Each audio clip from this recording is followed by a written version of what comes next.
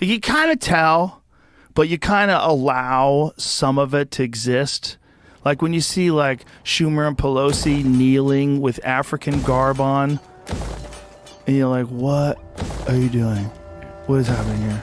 Like, what is this weirdness? Right? When you see someone doing weird shit, you kind of, okay. Politicians, for example, they're the best. Like, they'll say a speech, but it's off. It doesn't sound like anything you would say. They're doing weird things with their hands. Yeah. And you like accept a certain amount of insincerity, but you don't like it. Well, no, you know, right? It's like you're talking about like the uncanny valley. That thing where when you're looking at CGI and it's not quite right and it's fucking creepy. Yes. Right? It's that thing where it's like, and this seems to be happening across the fucking board, you know, where you're seeing like what does appear to be a kind of clumsy alien attempt to express solidarity with something, but it doesn't quite understand humans. Like, it's not like it doesn't just understand whatever the fuck it's like trying to express connectivity to. It's like it doesn't understand the way normal people interact. I mean, and I think like if you get a political class and you put them in a city where they can get on underground subways that are just for them, ride around in these little fucking trams through DC to avoid the traffic. They live in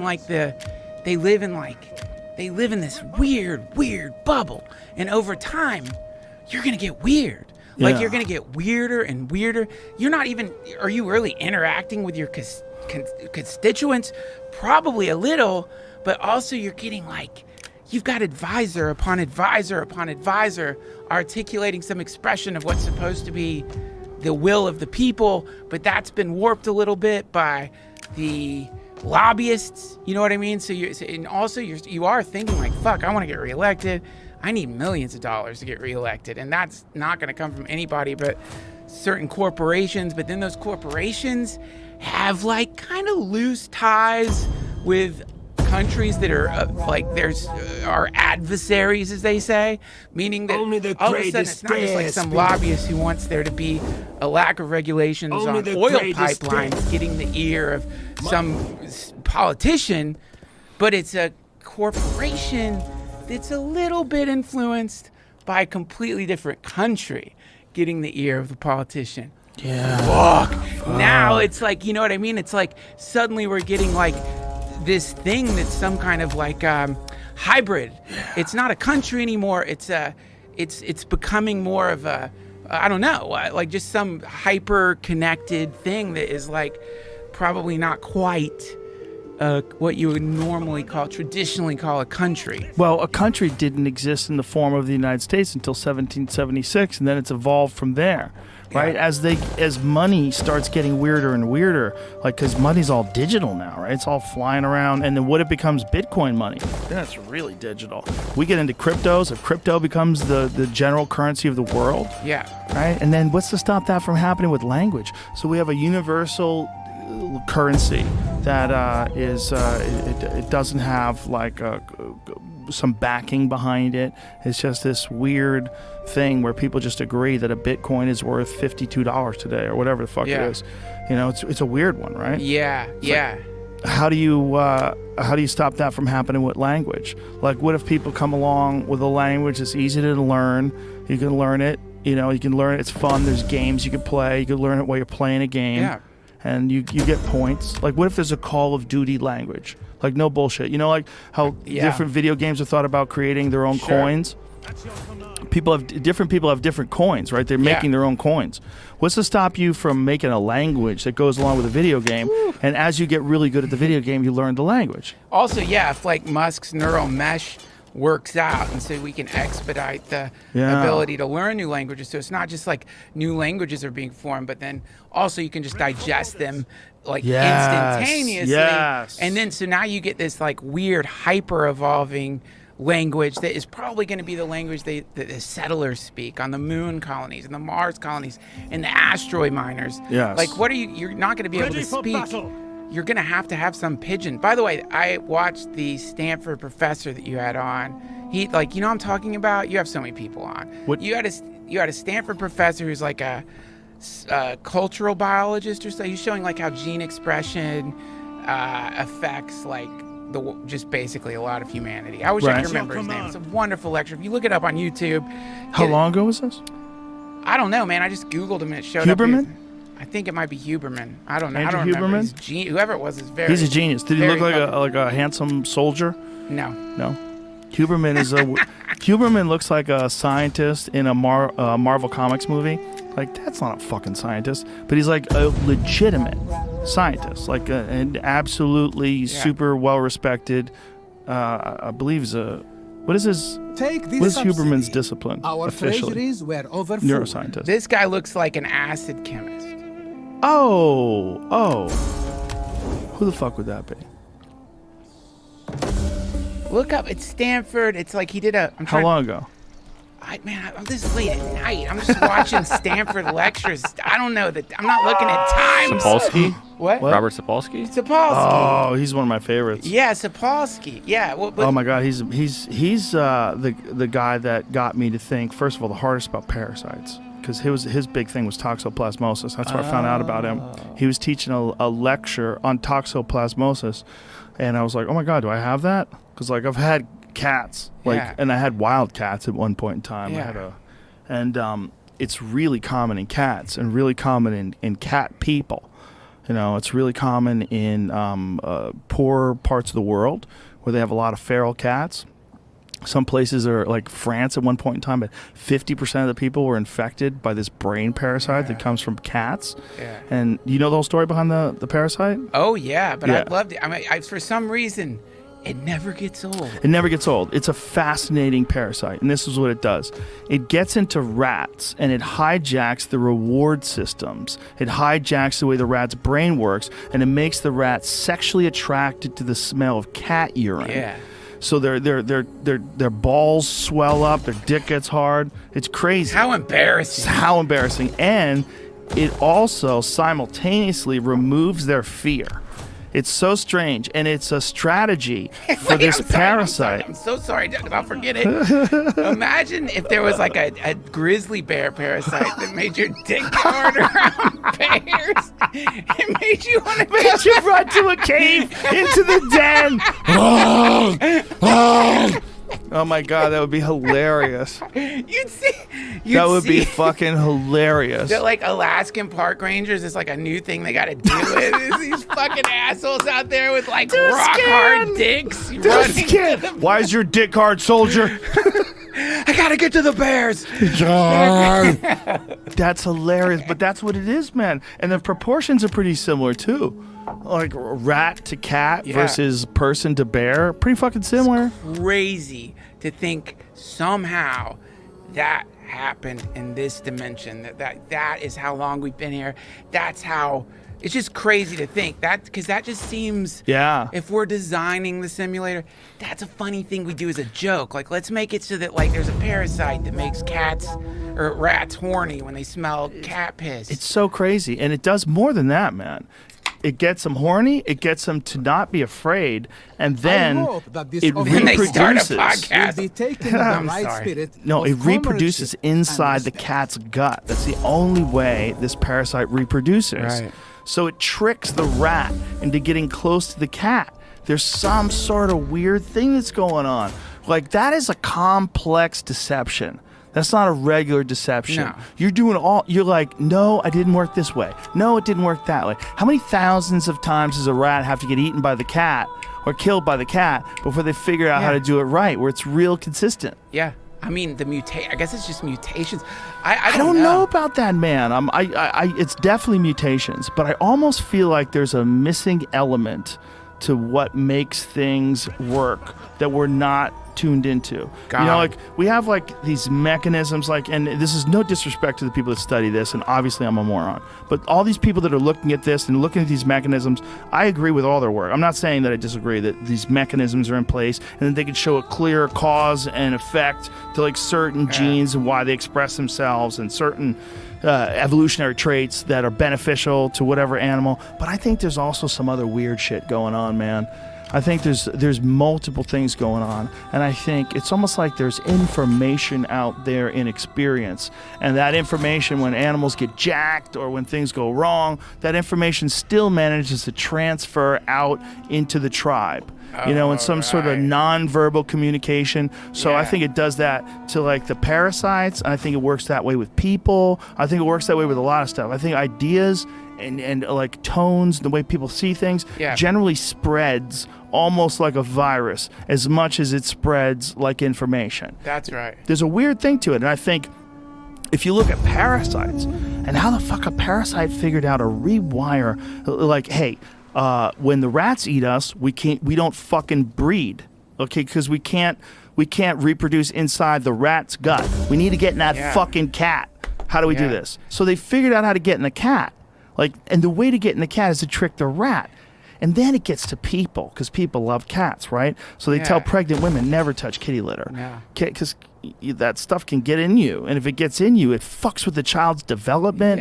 It's related to decrease in IQ, increase in impulsive behavior, increase in... Sapolsky was saying that there was I don't know about the IQ thing. Google that. Find out if that's this. I might be wrong about that. The toxoplasmosis in children leads to a decrease in IQ. The decrease in IQ thing is like, what the fuck causes IQ, right? Like what are all the little pieces that are moving in place there? But anyway, Sapolsky said that motorcycle victims, when he was doing his residency, they would come in and there was a disproportionate amount of motorcycle accidents that have toxoplasmosis in their system when they would test them. So the doctor that he was working with when he was doing his residency told him, let's test him for toxo. And he's like, there's a disproportionate number because it makes him reckless. It makes people reckless. Fuck. Also, so weird. Here's another thing that's wild. Like when you look at toxoplasmosis infections, there's some sort of a connection to successful soccer teams. What? Yeah, countries with successful soccer teams generally have a higher rate of toxo, but doesn't necessarily mean it's the toxo that's causing them to be successful. It could just be coincidental because those are the countries that like are really obsessed with soccer because it doesn't require much money to enter. Like poor people can play it. You just need like a ball of tape and you can kick that around, right? So like the idea is like there's a lot of games that come out of soccer that aren't soccer. They start playing it and get really good at it. I think the IQ thing is something similar. It's it is true. Like overrepresented among people with only elementary education. So Right. It's just about who they looked at for that. Right. stuff. Can you scroll that up so I can see the arm is in the way? Just up. Just go that way. Oh, sorry. There you go. Oh, my bad. Analysis of sample of 857 conscripts showed toxoplasmosa. Positive subjects were significantly overrepresented among people with only elementary education, had significantly lower verbal intelligence, and significant lower factor of novelty seeking. Bummer. You got to think, again, you're dealing with poverty, right? You're dealing with a lot of third world environments where they have a high incidence of that shit.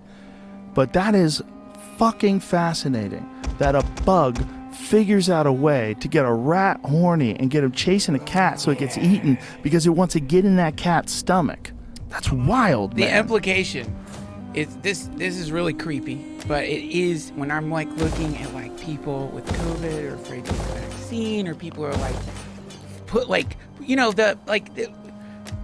have this fucking thing. It's probably a bioweapon, man, and we got this thing, and people gathering together. When when it was soaring, just gathering together at Sturgis. You have to, I was thinking fuck, did they not just engineer a bioweapon? But did they figure out a way to make it so that one of the things it does is it makes people want to get really social and go against the thing that would slow it down? Is this some kind of fucking insane new version of toxoplasmosis that makes people, I don't know, just want to get it? There's some people who just wanted to get it. Just to get it over with. Just to get it over with. But that's for a virus, Jesus Christ, that's the best thing that can happen to you, man. Right. Like with chicken But pox. it's pressure. That's just pressure. Some people just can't handle the pressure of awaiting something over and over and over again. Yeah.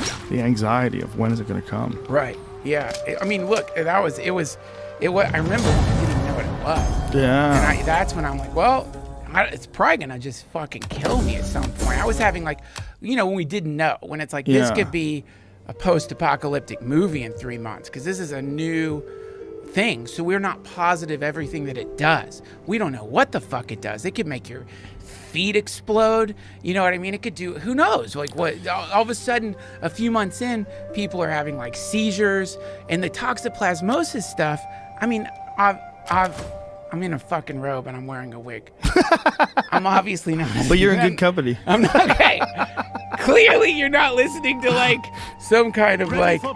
Yeah, don't listen to him. He's got an Illuminati ring on. This is not a fucking TED Talk here.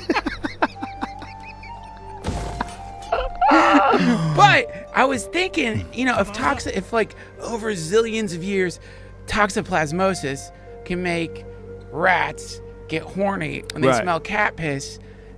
So couldn't someone whip some shit up in the laboratory that makes people just, I don't know, like a certain kind of sneaker?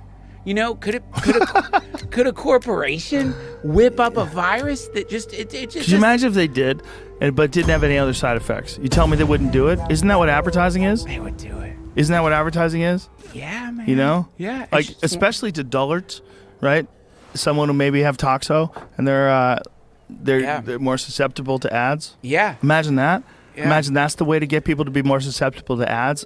Let more rats with toxo out in the streets. Oh my God, man. Imagine if they're just spraying toxo down into the sewer pipes in New York City. Yeah. Just trying to like get it out there. Let's go. But you know, man, to get back to your idea of like shit, it feels like there is something that we haven't quite figured out yet when it comes to like gene expression and the way that genes mutate and the way evolution happens. Similarly, with language and with data, we aren't at the place yet where we acknowledge that data is as much of a drug or a virus as anything else. Just, you know what I mean? But because you're eating it with your eyes doesn't make it any less like you're getting infected. So, you know what I mean? Right. When you said that, holy fuck, that's what advertising is. I had to pause for a second. Because when you It really is, right? Yeah, especially if you... It's a mind virus. If data is alive and we or is a form of life or kind of like, you know, they say a virus is not quite alive, not quite dead. It's somewhere in between. So are information packets, you know? Yeah. And the effect that they have is so profound that, I wonder how laws would change if we start reframing what information is as something of, it's more of a living thing. It's more of like, it's more of a thing that like lives in the mind and jumps from one person to the next, but it's actually kind of alive. Kind of not, but it's sort of a living I think thing. that of ideas all the time. I think that ideas might be alien, like a different life form. Here's the thought. Everything you see, right? Everything from buildings to fucking power lines, cars, everything's that's man-made came out of the mind. It came out of the human imagination. And we just take it for granted that it's a thing. Like, here's a table. Yeah. Here's a skyscraper. Yeah, but where'd that come from? It came out of the mind. Yeah. Like an idea came into the mind and tricked the monkey into building it. And the monkey says, look, me big building make right here. Look what I've done. Yeah. Ooh, monkey so strong. Monkey so smart. Yeah. You know, we think that we're so awesome because we figured out how to make that Huawei phone that spies on your neighbors. Right, but what is that? What is going on there? Well, Right. the Communist Party is trying to take over. Is it, or is it the most successful Take time vehicle to for explore getting the ideas battle through? user Is it the interface. most successful vehicle for getting technology through? Right. Ideas that create reinforcements have things, arrived. which are the most important ideas to things, Right. not to humans. That's why we moan and we talk about materialism and how fucking shallow the world is, because we recognize there's a disconnect between the things that are valuable to humans and the things that just make more things. They're Right. valuable because they allow more things to be created. Well, then you go, well, what the fuck are these things? What are Yeah. these things, and how'd they trick us into loving them so much? They don't.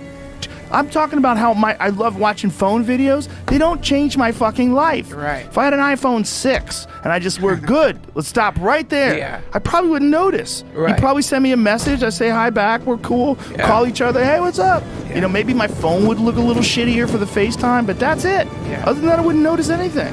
But we're all obsessed with these fucking things. And these things have weaseled their way into our lives. And then you get the commercials, and the commercials show the things. And it's usually a girl with long legs and pretty feet. Dude, those Apple commercials lately, I want to fuck the commercial. Like, it should, yeah. You know, if you see you know what I'm talking about, the new Apple commercials? I haven't, but I can only Definitely, imagine. like, you know, like someone who used to work at MK Ultra, got a job at Apple, and was like, look, why don't you try this thing that we did during Project Stargate, and we'll make this thing. And then suddenly you get this Apple commercial. It's just some woman's and it's like beautiful computers that I don't need at all. My wife and I watch it, and we're like, we gotta get one. And it's like, but why? I've got a computer. You have a computer. But the commercial is so potent. You're like, yeah, but I want a blue Mac. Ah, blue. Yeah. Oh, yes. Yeah. New colors. Yeah. So I want a red phone. But to me, what's really cool and what may hopefully is it, but in the future might be looked at as Wild West, is that, I mean, you look at Apple, right? This is 2 multiverses away from this one. This is a tower of wizards. You know what I mean? That's what it is, right? Yes. And like every once in a while, like today was their big keynote thing. But every once in a while, the wizards show, behold the new They come out of the castle. spirits we've summoned. And then, you know, shows it to the villagers, and we're all like, oh my God, look at that glowing cube of Anaxanax.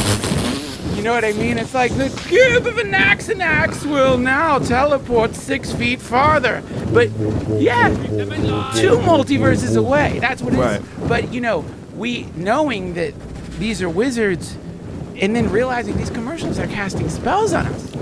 Two multiverses away. We just don't think of it as a spell. It's a spell. What is that image? Why are you showing me It's that? the Apple.com that, as it starts, it's what he's describing. All these little emojis are looking at the screen. For my zeros of that. This is a spell of hypnosis 17 auction. They're going to get you to accept those as your avatars, and you're going to be more comfortable with them than your real skin. And then they're going to give you the option 3 or 4 phones from now to actually become that avatar permanently. And your old skin, you could always go back to your old skin temporarily, but only as long as you have battery life. Because in real life, you have to make the swap. You have to decide, you know. And in real life, it's just much more efficient for our systems if you just accept the avatar all the time. Yeah. And you can upgrade your avatar with this, you know, it's not that expensive. Sure. I mean, the movement you speed just button described is used to one of the instantly stories increase of how or humans decrease the incarnate speed of in units this or dimension. ships. And you This pick is your useful for going somewhere in a incarnation. hurry. Maybe that is part of why we're so obsessed with gender and race. Maybe we're going to get to a point, maybe the universe is priming us, and we're going to get to a point very soon where you can really swap out your gender and race. You really can change what you are, because you're just electricity going through your fucking brain connected to some machine by some weird interface. And now they've figured that interface out, and you will live the life of whoever you want. Yeah. Whether you want to be tall or short, whether you're a person who decides you want to experience life in poverty, whether you want to experience life as a genius, whether you want to be a girl or a boy, gay or straight, black or white, Asian, whatever the fuck you want, you could do it all. Anytime you want, you can go back and forth. Yeah. Bro, that's coming. Well, that's, you know, I opened up The Singularity is Near. Just to look, look through it. It's a great book. Kurzweil's got this definition of humans in there that's so beautiful.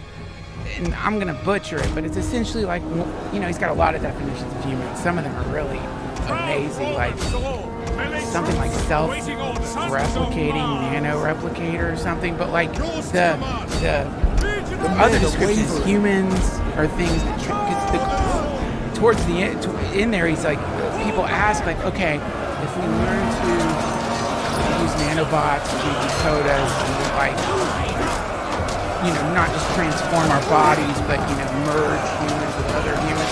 You know, theoretically, entire collectives of people could merge together as organisms of one personality. But what are we going to be after that? He says what humans are creatures that like to push past all boundaries.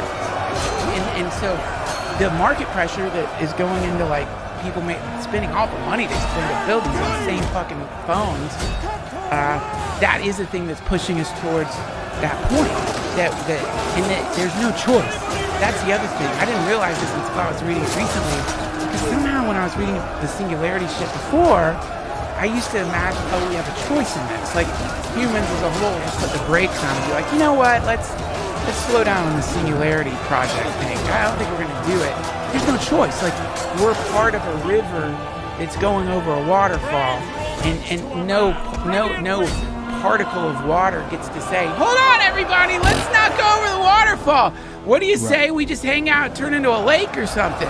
It's like, no, there's no way out of it. It's happening, and all the stuff that's causing all this fucking turmoil in society is related to humans coming to this weird point of freedom where we might not have to be what we were born as in any way. In any way. And that, for whatever reason, is very upsetting to some people. Some people don't like it. They're like, you got to be what you were born as. All things.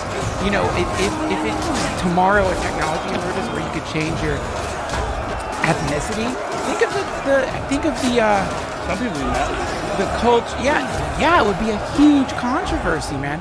And similarly with gender, but not with just gender. Imagine if tomorrow, you know, anyone who wants to can turn into the most in shape person ever. So now when you see somebody who's in shape, you're like, wow, they've got a lot of discipline. But that all goes away. There's no more, you know what I mean? There's no currency anymore. And like, oh wow, you're a master pianist. Flee the field. Oh, that's amazing. So what happened? Right, you learned it easy. You know, you're such a, you become so. Cheers, my brother. You become so much funnier ever since you did that upgrade. Right. You know what I mean? I. But isn't this ego, right? Like, isn't this what we're thinking about, just ego, that, like, people have gone through this intensely laborious process to become the greatest tennis player of all time. But if you can just get there through technology. Isn't it, I get that there's, like, all these signals of discipline and all these signals of being something special. But it seems like that's just because it's hard to do, right? There's a thing that's going on where it's like we're praising things that are hard to do because it's an ethic, right? It's like burned into our system. And we think it's definitely positive. The things that are hard to do make you a better person. But we're basing that on the idea that that's the only way to make you a better person. Like that just taking these downloads and all of a sudden learning how to play concert piano or learning how to do kung fu or learning how to do calculus, like instantaneously adds to your database. And maybe you just become the same version or even maybe a better version of a better person because you're not constantly bitter about struggle. Because one of the things that sucks about really famous people or really successful people or really exceptionally accomplished people is they want you to know. Right? When they want you to know, and I think we've all been guilty of it, and I know I've been guilty of it for sure. You know, where I was like happy about certain success, and I bragged about it. And you know, in retrospect, it's probably gross. But in the moment, I was being celebratory. Yeah. But that is the thing where when people are trying to do something and it's difficult to do, and someone does something like that, we admire them because they made it through. But ultimately, the benefit supposed to be that it makes them somehow or another a better version of what they were. With everything they do, whether they climb Mount Everest or write a novel, hard things make you a more interesting person. Everybody that I know has gone through some interesting shit, and it's one of the things that I love most about comics, because I know the emotional roller coaster ride that it takes to become a competent comedian, where you're working professional. It's fucking crazy. And then to do what we do, what you and I do, which is even weirder, where you're just thinking out loud in front of the world, which is fucking bananas, a ridiculous thing to do. And while you're doing it, most of the time you're high or drunk, or a lot of the time at least. All these things, they're interesting, and we celebrate them because we know they're hard to achieve. But why do they have to be? Why can't people just become a better person with a download? Do we want someone to fucking have to run marathons for 10 years to be a better person? Maybe there's a download, beep, and all of a sudden you're like a guy who runs marathons every day for 10 years. You're like a stoic person who just appreciates things for what they are. You don't come with any bullshit. You're not emotionally over needy. You don't require additional attention. Like, there's all these things that people are allowed to do where they require additional attention that they don't really deserve. Well, it's the same thing on the flip